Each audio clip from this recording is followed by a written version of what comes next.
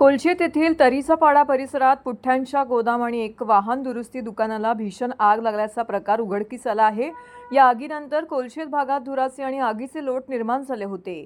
अद्याप तरी घटनेमध्ये कोणीही जखमी झाले नसल्याची माहिती ठाणे महानगरपालिका आपत्ती व्यवस्थापन विभागाकडून देण्यात आलेली आहे। आगीवर नियंत्रण मिळवण्याचे प्रयत्न अग्निशमन दलाच्या जवानांकडून सुरू आहेत। कोलशेत भागात मोठ्या प्रमाणामध्ये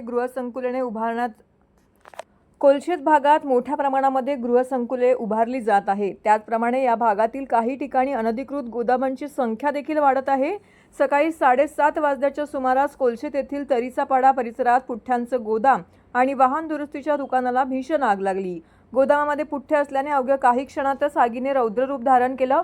धुराचे लोट हवेत पसरल्याने प्रदूषण देखील वाढलं होतं। घटनेची माहिती ठाणे महानगरपालिकेच्या अग्निशमन दलाला मिळताच त्यांनी त्या ठिकाणी धाव घेतली। आग पसरत असल्याने आगीवर नियंत्रण मिळवताना जवानांना अनेक अडचणींना सामोरं जावं लागलं। कालांतराने या ठिकाणी ही आग आटोक्यात आणण्यात आली। मात्र या घटनेमध्ये कोणीही जखमी झाले नसल्याची माहिती ठाणे महानगरपालिकेच्या आपत्ती व्यवस्थापनाकडून देण्यात आलेली आहे।